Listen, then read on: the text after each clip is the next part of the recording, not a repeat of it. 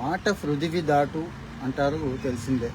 పదుగురాడు మాట పాటి అయి ధరజల్లు అంటారు. అబ్బాయి ఇలాంటివి మనకి నచ్చవు కదండి. బూతులు చిన్నప్పుడు మా నాన్న ఊత కొట్టుడు అంటాను చూడండి, అలా కొట్టాడండి. అదే లాస్ట్ అన్నట్టు. మళ్ళీ మహానుభావుడు కాలం చెల్లి చేసే వరకు కూడా మళ్ళీ ఎప్పుడు కూడా కొట్టలేదు. 7th class 8th class time అనుకుంటా. కొట్టుడు అంటే ఇక మామూలుగా ఉండదండి. పల్లెటూళ్ళల్లో వ్యవసాయ కుటుంబాల్లో కొట్టుడు ఎలా ఉంటుందంటే, తాటి ఆకు ఉంటుంది చూడండి, పెద్ద తాటాకులు బయట దేనికోసమో తెచ్చినవి ఉన్నాయి. దాన్ని పట్టుకొని ఇక ఇంటి చుట్టూ తిప్పించి ఒక అరగంట సేపు అందులో తాటాకులు మొత్తం చివరి ఆకు దాకా రాలిపోయేదాకా కొట్టాడండి. సిగ్గుపడేదేముంది, ఇలాంటివి అన్ని కుటుంబాల్లో జరిగేవే. కానీ ఆ రోజుకు బాధ ఉంది, కానీ ఈరోజు చాలా స్వీట్ మెమరీ అది. ఎందుకంత స్వీట్ మెమరీ అంటే ఆ దెబ్బకు ఒక అలవాటు పోయిందండి నాకు. అంటే అందరినీ కొట్టమని కాదు, పిల్లలందరినీ ఆ రకంగా కొట్టేసి పనిష్మెంట్ ఇవ్వమని కాదు. అప్పట్లో మా నాన్నకి తెలిసింది అదే, వ్యవసాయ కుటుంబాలు కదండి, అట్లాగే ఉంటాయి, అట్లాగే ట్రీట్ చేస్తారు అన్నట్టు. అందులో తప్పేమీ లేదు. మరి ఇదే వ్యవసాయ కుటుంబాల్లో ఇంకో దరిద్రం ఏంటంటే, అంతా బ్యావర్స్ బ్యాచ్ కదా. బ్యావర్స్ బ్యాచ్ అంటే ఏం లేదండి, ఆ బూతులు అవి ఎక్కువ ఉంటాయి.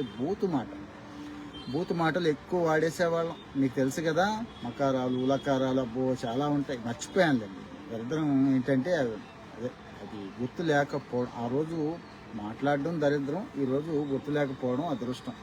మా నాన్న చేసిన పని నాకు చాలా చాలా బాగా అనిపించింది. కానీ ఈ రోజు చూస్తేనండి, అంటే ఆ రోజు పెద్దగా చదువు సంఖ్యలు లేవు. బళ్ళు అన్నీ కూడా మీకు తెలుసు, గవర్నమెంట్ బళ్ళు.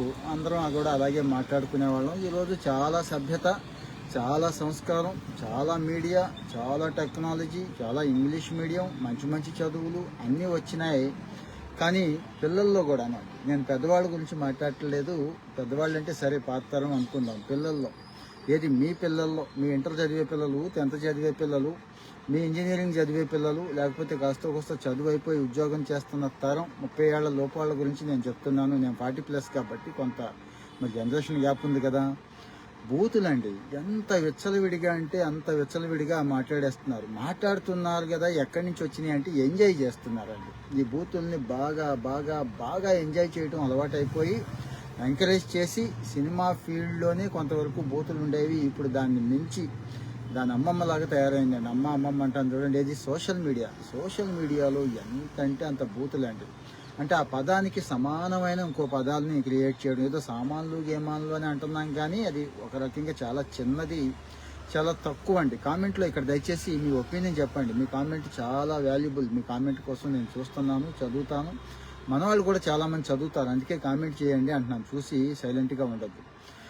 సో ఆ బూత్ అనేది ఎంత అంటే అంత ఆస్వాదించేసి దాన్ని మన సంస్కృతిలోకి భాగం చేసేసుకున్నాం. తెలుగు సంస్కృతిలోకి బూతులు వచ్చేసినాయి. అంటే ఇలా మాట్లాడడమే తెలుగు అనుకుంటా, తెలుగు వాళ్ళంతా పెద్ద బూతు నాయాళ్ళేమో, బూతు పకోడీలేమో అనే పరిస్థితికి వచ్చేసాం. ఒకటికి 2 సార్లు చెక్ చేసుకోండి. బూతు వేరు, హాస్యం వేరండి. వెటకారం, హాస్యం ఇవన్నీ ఉండాలి. జాతీయాలు ఇవన్నీ ఉన్నాయి తెలుగులో, మంచివే. కానీ పచ్చి బూతులు, ఆడవాళ్ళని ఉద్దేశించి కొన్ని, మగవాళ్ళని ఉద్దేశించి కొన్ని, అవయవాల పేరు చెప్పి కొన్ని జంతువులు వగేరంటే ఒరే అడ్డగాడిదని అలాగని ఇలాగని ఏదో అనేవాళ్ళం. ఓకే, వాటికి ఇబ్బంది ఏమీ లేదు. కానీ చాలా చాలా అంటే వినటానికి తల్లిని ఉద్దేశించి, చెల్లిని ఉద్దేశించి, ఇంట్లో ఆడవాళ్ళని ఉద్దేశించి, పిల్లలను ఉద్దేశించి అవి ఉన్నాయి చూశారు. అది కామన్ అయిపోయిందండి. ఎందుకు కామన్ అయిపోయిందంటే, ఈ వీడియోలో నేను చెప్పదలుచుకుంది ఏంటంటే, ఈ మధ్య బాగా చదువుతున్న పిల్లలు, ఏది ఐఐటీల్లోనో గొప్ప కాలేజీల్లో చదువుతున్న పిల్లల్ని నేను ఒక సందర్భంలో అబ్జర్వ్ చేశానండి. వాళ్ళు ఫ్రీ ఫైర్ ఏదో ఆడుతున్నారు. అదే ఆ కాల్చుకునేవి కొట్టుకునేవి నాకు పెద్దగా తెలియదు, నేను ఆడను. ఆడే క్రమంలో మామూలుగా అయితే చంపే, వేసే, నరికే, కొట్టే అనొచ్చు అక్కడ. అంటే ఆ మాటలు నాకు ఇష్టం లేదు చెప్పడం. బూతులండి. వీళ్ళు నలుగురు కలిసి బూతులు మాట్లాడుకుంటున్నారు. ఏ నలుగురు? ఈ ఆడుతున్నటువంటి పిల్లలు. వీళ్ళు బాగా మంచి చాలా పెద్ద కాలేజీలో చదువుతున్నారు. మళ్ళీ కాలేజ్ పేర్లు అయ్యి ఎందుకు, అందరూ కూడా ఎంసెట్లో మంచి ర్యాంకులు కొట్టిన వాళ్ళు. అంటే రేపటి రోజు వీళ్ళు ఖచ్చితంగా మంచి సాఫ్ట్వేర్ ఇంజనీర్స్ వగేరా అయ్యేవాళ్లే. అంటే రేపు పెళ్ళయ్యాక మానేస్తారులేండి, ఉద్యోగం అయ్యాక సాఫ్ట్వేర్ కల్చర్లోకి వెళ్ళాక మానేస్తారని అనుకుంటారేమో. అది అసలు ఎందుకు మానరు అంటే మానలేరండి, అలవాటు అయిపోయింది కదా. అది ఒక్క మాట చెడ్డ మాట ఎంత ప్రమాదం తెస్తుందో తెలుసు కదండి. వాళ్ళని వీళ్ళని ఉద్దేశించి నోటికి ఏదొస్తే అది మాట్లాడితే జీవితకాలం మనం ఏదైతే బిల్డ్ చేసుకున్నామో, ఏ సంస్కారం తల్లిదండ్రులు అయితే నేర్పారో, ఏ క్యారెక్టర్ అయితే బిల్డ్ చేసుకున్నామో అంతా జీరో అయిపోతాం కదండి. ఒక్క బూతు మాట. ఈ మధ్య మా ఇంటి పక్క ఆవిడ అబ్జర్వ్ చేశానండి. ఇంటి పక్క ఆవిడ పిల్లకి వాత పెట్టిందండి, నాలుక మీద పిన్నిస్తో వాత పెట్టిందండి. వాళ్ళ ఆయన కూడా ఎంకరేజ్ చేశాడనమాట. అంటే గట్టిగా పట్టుకున్నాడు, నాలుక తెరిచి పెట్టించాడు, వాత పెట్టిందండి. బూతులు అంట ఆ పిల్ల, ఆ లకారాలు వగేరా వగేరా బూతులు మాట్లాడుతుందని వాత పెట్టిందండి. అంటే కొంతమంది తల్లిదండ్రులు అలా చేస్తున్నారు. నేను అలా చేయటం సజెస్ట్ చేయట్లేదు, కానీ ఏం చేస్తామండి, ఇక కంట్రోల్ చేయలేకపోతున్నాం. మన మంచి మర్యాద, మన కుటుంబ పరువు, ప్రతిష్ట అంతా పోతుంది. ఆడపిల్ల ఇట్లా ఉంటే ఎట్లా అని. ఆడపిల్ల మగపిల్ల అని ఏముందండి, ఎవరైనా కానీ బూత్ అనేది బూతే. మీరు అక్కడ దాకా వద్దు. ఇప్పుడు ఈ సోషల్ మీడియాలో ఆ బట్టలు ఇప్పుకొని తిరిగి నానా రకాలైన హడావిడి హంగామా చేసేవాళ్ళు ఓకే, అక్కడ బూత్ కామెంట్లు పెడుతున్నారు కొంతమంది. అలాగని వాళ్ళని సమర్థించడం నా ఉద్దేశం కాదు, కానీ ప్లెయిన్గా మనలాంటి వాళ్ళం మాట్లాడుకున్నప్పుడు కూడా బూత్ కామెంట్లు వస్తాయి చూడండి, పరమ బూతులు. అక్కడ ఏమనాలండి వాళ్ళని ఆలోచించండి. ఇక అక్కడ బట్టలు ఇప్పుకొని తిరిగి ఆ బట్టలు ఇప్పుకొని సగం సగం చూపించుకొని రీల్స్ వీడియోలో చేసే వాళ్ళని వీళ్ళు ఎంకరేజ్ చేస్తున్నారా, వీళ్ళు అందులోకి వెళ్ళిపోతున్నారా అనిపిస్తూ ఉంటుందండి. ఎక్కడి నుంచి వచ్చింది ఈ బూత్ కల్చర్ అంటే ఆస్వాదిస్తున్నాం, మనందరం కూడా ఎంజాయ్ చేస్తున్నాం. మామూలుగా కాదు, సూపర్గా ఎంజాయ్ చేస్తున్నామండి. సో అక్కడికి వచ్చేసింది, గుర్తుంచుకోండి. అంటే మీరు అవి ఫాలో అవుతున్నారు, మీరు చూస్తున్నారు, మీ బిడ్డలు చూస్తున్నారు. చూడడం వల్ల తప్పే ఉందండి. బూత్ సినిమాలు, బూత్ పోర్నే చూస్తున్నాం కదా అనుకుంటారు.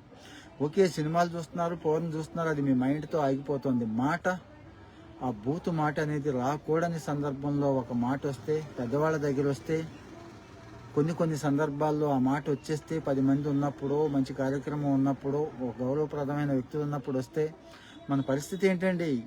ఆలోచించారా ఎప్పుడైనా? మన కుటుంబం పరిస్థితి ఏంటండి? మనతో ఉన్న వాళ్ళని ఎలా జమ కట్టేస్తారు? సో ఈ మధ్య నేను అబ్జర్వ్ చేసింది అసలు ఈ బూతులు ఎక్కడి నుంచి వస్తున్నాయి అనేది బాగా కోపం వచ్చేస్తుందని అంటారు. కోపం, ఎంత కోపం వచ్చినా శుంఠ అని తిట్టేవాళ్ళు ఉన్నారు, దున్నపోత అని తిట్టేవాళ్ళు ఉన్నారు, పంది గాడిద అని తిట్టేవాళ్ళు ఉన్నారు కదా, కంట్రోల్ చేసుకునేవాళ్ళు. మరి దాన్ని విపరీతంగా తల్లులు, తండ్రులు, అమ్మలు, చెల్లెళ్ళు, ఇంట్లో ఆడవాళ్ళు, లేకపోతే ఇంకా చాలా ఉన్నాయి కదండి దరిద్రం, తిట్టేవాళ్ళు ఎంతమంది ఉన్నారో ఆలోచించండి. ఎక్కడి నుంచి వస్తున్నాయంటే కంట్రోల్ లేకపోవడం. ఒకసారి మాట్లాడిన మాటని ఒకసారి చెక్ చేసుకోవాలి అందరం కూడా. ఒక మాట బయటకు వచ్చేసింది, దాన్ని నియమం పెట్టుకోవాలి. ఆ మాట అనేది మన డిక్షనరీలో ఉండకూడదు, తీసేయాలి అని. అంటే ఇక్కడ నేను మాట్లాడకూడదు. ఫర్ ఎగ్జాంపుల్ చెప్తున్నాను, చిన్నప్పుడు మాకు బాగా అలవాటు. మా నాన్న ఇంతకుముందు యమా కొట్టుడు కొట్టాడు, ఊత కొట్టుడు కొట్టాడు అని చెప్పాను చూడండి, నీ అమ్మ అనేది వచ్చేస్తుందండి. మా అమ్మను కూడా నీ అమ్మ అనే తిట్టేసేవాడిని నేను. ఇప్పుడు కాదు, 7-8 సంవత్సరాల వయసులో. అంటే వాస్తవమే చెప్పాలి. దాంతో 1-2 సార్లు చెప్పాడు, అవ్వలేదు. ఇంకా 2-3 బూతులు వస్తాయి కదా మనకి, మొత్తం కంట్రోల్ అవ్వడానికి ఆయన ట్రీట్మెంట్ ఆయన ఇచ్చాడు. నాకైతే అయింది. కానీ మరి మన పిల్లలు ఎలా ఉన్నారు ఒకసారి ఆలోచించండి. పిల్లల కంటే ముందు మన మాట తీరు ఎలా ఉంది, మన మాటలో ఏ పదాలు వాడుతున్నాం. తెలుగు వాళ్ళం సంస్కారహీనులమా ఆలోచించండి ఒక్కసారి. అంటే రాజకీయ నాయకులు వాడుతున్నారుగా, సినిమా వాళ్ళు వాడుతున్నారుగా, సెలబ్రిటీలు వాడుతున్నారుగా అని అంటాం, కానీ వాళ్ళు ఎప్పుడైనా ఒక్కసారి వాడతారు. మనం రోజు వాడుతున్నామండి, నిజమా కాదా చెప్పండి? వాళ్ళు రోజు వాడరు, మీకు తెలుసు. ఏదో సందర్భంలో, ఆవేశంలో జనాన్ని రెచ్చగొట్టడం కోసం, అటెన్షన్ డ్రా చేయడం కోసం కూడా కావచ్చు ఆ పదాలు వాడేస్తూ ఉంటారు. తెలుసా తెలీదా ఇప్పుడు ఆ గోదంతా మనకొద్దు. కానీ మనం ఏంటి, మన భాష ఎలా ఉంది? భాష మనిషిని రిప్రజెంట్ చేస్తుందండి. ఒక మనిషి ఎలాంటి వాడు అనేది ఆ భాష చెప్తుందండి. ఒక మనిషి సంస్కారం ఏంటి అనేది. భాష భవిష్యత్తులో మనకు అవకాశాలు కల్పిస్తుంది, ఇప్పుడున్న అవకాశాలను కూడా నాశనం చేసేస్తుందండి. సో మరి ఆ భాషకున్న శక్తి, మాట, నేను అనేది మాటకున్న శక్తి, అంత శక్తి ఉన్నప్పుడు మీకు తెలుసు, క్యాప్షన్స్, కొటేషన్స్ రాస్తూ ఉంటాం, మనం చదువుతూ ఉంటాం.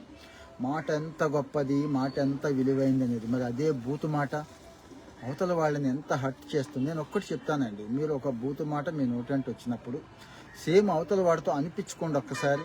మీకు బాగా కావాల్సిన క్లోజ్ ఫ్రెండ్తో ఆ మాట నాన్ని అనమనండి, చూద్దాం ఎంత ఫీల్ అవుతారు మీరు. దాన్నే ఎంపథెటిక్ నేచర్ అంటామండి. అంటే ఏమి లేదు, మనం ఏ మాట అయితే అన్నామో ఆ మాట అవతల వాళ్ళు అంటే మనం ఎంత బాధపడతాము అనేది ఒక్కసారి ఆలోచించుకోగలిగితే బూతులు వచ్చే అవకాశం ఉండదు. ఎందుకు ఇదంతా చెప్పాల్సి వస్తుందంటే, 4 కుర్రాళ్ళు చెప్పాను కదా, గేమ్ ఆడుతూ వాళ్ళు మాట్లాడుకుంటున్నటువంటి పచ్చి బూతులండి.